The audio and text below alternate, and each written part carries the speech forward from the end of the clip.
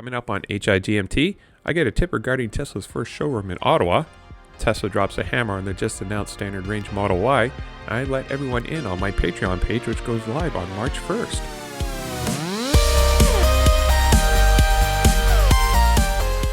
Welcome to How I Got My Tesla, the podcast of indeterminate length for Saturday, February 27th, 2021, episode 31. In Ottawa, Ontario, I'm Matt Wilson. Let's start off with a few Tesla things you should know. So in local news, I may have stumbled upon what actually be the location of Tesla's first showroom in Ottawa. Currently, Tesla operates one service center at 845 Carling Avenue, but in Ottawa's West End, there is a fairly new dealership that has recently moved to a new location, leaving the building and surrounding area vacant. Now, this is perfect for Tesla to swoop in and set up a new showroom, something that is actually really needed in Ottawa to promote Tesla's vehicle offerings. Tesla typically renovates existing dealerships rather than building one outright, thus saving valuable time and money getting the approvals from local municipalities. The previous dealership was a Nissan dealership at 530 Motorworks Private, and there is additional land next door that could be used in the event that Tesla needs to expand. The location is great for exposure, seeing that the dealership building is perched high overlooking the nearby Highway 416. So I'll have to keep an eye on the building for any movement for its eventual reuse, possibly under the Tesla name. Tesla broke my heart this past week by nixing the standard range Model Y with no reason being given. Just 7 weeks ago, Tesla surprised us all by releasing a standard range rear-wheel drive Model Y with a range of 393 kilometers at a cost of $56,290 Canadian. Several articles regarding this move have been written up by such sites as iPhoneInCanada.ca, InsideEVs.com, and CleanTechnica.com, each one left only to postulate on Tesla's reasoning for the cancellation. Some seem to think that there may have been too much demand for the base Model Y, while others seem to think that the opposite, where there was maybe too little demand. Others seem to think that the expected range would have been lower than what Tesla seems to be deemed acceptable, but I really would have thought that Tesla would have known their range before they released the standard range Model Y. Threads on Reddit suggest that the release of the standard range Model Y was so that Tesla could keep producing units during a time when production was maybe a little bit quieter out of Fremont. But now that production numbers are up, the need for the standard range Model Y are no longer needed. What we do know is that those who ordered the standard range Model Y and placed a deposit, those individuals will be receiving exactly what they had ordered. So maybe Tesla will turn the switch back on the standard range Model Y again in the future, but then again, who really knows? All I could do at this point is hope that it'll come back into my life at a time where I could place that actual deposit. And as a follow-up to the original stories from earlier this past week, Elon Musk tweeted some additional information regarding the public cancellation. I mentioned the public cancellation because apparently the standard range Model Y is still available, but off menu now. This means that this configuration is only available over the phone or in a Tesla showroom. Elon also mentioned that the reasoning for dropping the standard range Model Y was actually due to the lower than expected range, which was 393 kilometers or 244 miles. Tesla likes to see the minimum range to be around 402 kilometers or 250 miles. It's important to note that this off-ordering menu has previously happened with the $35,000 Model 3 before it was eventually dropped off as an available trim level altogether. So even with the standard range Model Y being available off menu, I really doubt that it'll be around in time for my ordering. If the federal government in the U.S. is able to pass the Green Act bill, the upcoming $25,000 EV from Tesla might actually be made more affordable. InsideEVs.com has a story where YouTuber Andy Sly seemed to think that the $7,000 in incentive could lower the entry price into a Tesla down to $19,000 after delivery fees. Now, at that price, the yet released or even named Model C would be in line with traditional compact hatchbacks with internal combustion engines. And anybody looking into getting into a Tesla of some sort, but have yet to decide on which model, you should definitely check out the cost breakdown by electric.co from the links in the show notes below. The article goes into detail the expected cost for all fill or available Tesla vehicles and the Cybertruck across all trim levels, so it's a great resource to have handy just to compare prices without actually having to visit the Tesla website and having several tabs open just to do the same thing.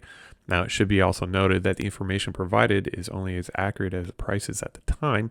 As we all know, Tesla likes to tweak their pricing throughout the year. Another production tent is currently being assembled at Tesla's factory in Fremont, a facility that already seems to be bursting at the seams with everything that is needed to manufacture Model S's, X's, 3s, and now Model Ys. production tents are now nothing new for Tesla. They built a much larger and more permanent tent as part of the production run-up for the Model 3 just a few years ago. The tent that is being assembled is suspected to support the needed additional capacity for the Model Y. Now, it's important to note that the introduction of the tent for the production of the Model 3 at Fremont was not going to be an isolated instance of linear production. In a follow-up article from TeslaAudio.com, Tesla has scaled up on what had started at Fremont by designing and constructing their Gigafactories from around the world to mimic the lessons learned from those early days of the Model 3 production. So longtime listeners of the How I Got My Tesla podcast know how much of a fan I am of the solar roof tiles and solar panels provided by Tesla. Well, happy days are ahead here in Canada and also in Europe. Elon Musk recently tweeted that their solar roof will be available in Canada and later in 2021. This coincides with recent job postings in 2020 where Tesla is looking for individuals with energy systems and roofing experience. Elon also mentioned that the solar roof is slightly hydrophobic, which depending on the pitch or slope of the roof aids in the shedding of water, snow, and ice. Solar roof tiles from Tesla are 3 times stronger than regular roofing tiles and have a 25-year warranty. So I have a few other links in the show notes below, along with some videos showing how owners remove snow on solar roof panels and how the solar roof tiles can do this themselves.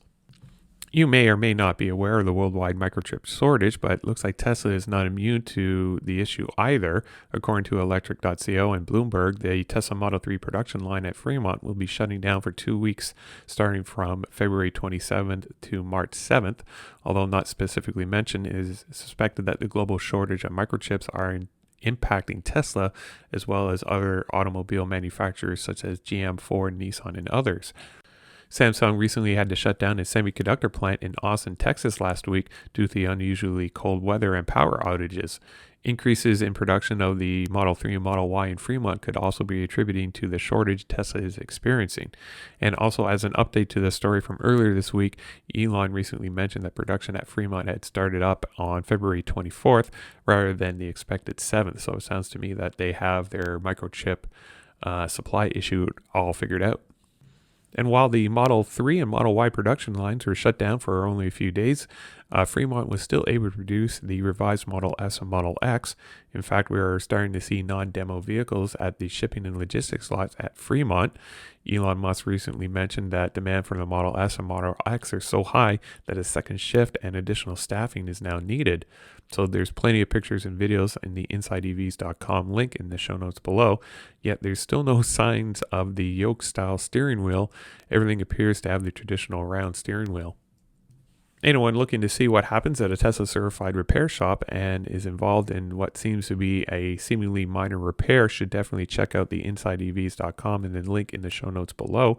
The video shows of what seems to be a minor issue to actually hit a lot more damage than what was originally seen by the driver of the Model X. It's quite amazing to see the level of care and knowledge that is actually required to become a Tesla certified repair shop. Teslas are definitely a different type of vehicle when it comes to repairs. And for those interested, the total cost of the repairs from the collision was around $17,000. So definitely check out the link in the show notes below. It's quite amazing to see just the level of expertise that is needed to work on a Tesla vehicle, let alone the Model X. And we might as well take a look at Gigafactory, Texas. And thanks again to Jeff Roberts and Joe Tegmeyer for their daily drone footage. In Joe Tegmeyer's February 26th video, Joe goes into some details regarding the progression at Gigafactory, Texas, including comments from Elon Musk, who indicated that construction will need to be brought back to working 24 hours a day, 7 days a week. Joe also goes into detail regarding each area of the Gigafactory and what their intended purposes will be. About 20% of the building's footprint is slated for production of the new 4680 cells. This area would be located in the northwest corner of the building, which is generally untouched aside from some geopier work. So I'm wondering if Tesla is still working out the required building configuration for this area. Geopier work is just about done, and we're starting to see the first sections of water main being installed around the megapad area and within the building itself. There's lots of concrete floor slabs being worked on with the general assembly of the building continuing. There have been several different iterations of the building design from when work started in the summer of 2020, which explains some of the rework that needed to be done with several of the building's foundations. Precast concrete wall sections are being installed over the stamping plant, and preliminary tests are now underway with one of the casting machines for the Model Y. And that should pretty much do it for episode 31. As I mentioned in my previous podcast, if you enjoy what I'm doing here and you want to throw a little support my way, starting March 1st, you can head on over to patreon.com/HowIGotMyTesla. Once there, you can take a look at the 3 levels of support, all based on Tesla's supercharging network. At the V1 tier, which by the way costs $1 per month, your name will be put into a book of supporters that will be kept inside my upcoming Tesla, so I can be reminded of the support that I received with every trip that I take. You'll also get early access to the podcast and a shout out on the How I Got My Tesla website. At the V2 tier, which is $3 per month, you get everything in the V1 tier and access to the HowIGMT Discord server. So let's start talking Tesla. And finally, at the V3 tier, which is $5 per month, you'll get everything from the V1 and V2 tiers, a shout out at the end of each podcast, and access to an AMA that I'll be hosting at least once per month. Now, Patreon also wanted me to set up some stretch goals, so when I reach $120 per month, I'll put down a deposit on a Cybertruck, even though I was given explicit instructions from my wife indicating that no Cybertruck will ever be parked in our driveway. So, yeah, this should be fun. And at $240 per month, I will purchase a Tesla wall connector, and by doing so, I'll be basically locking in my commitment to Tesla. Every amount of support will be banked and dedicated to helping me get into a Tesla of some sort, and I will need to revamp the How I Got My Tesla website so that everyone can see each other's support and how I'm progressing towards my goal.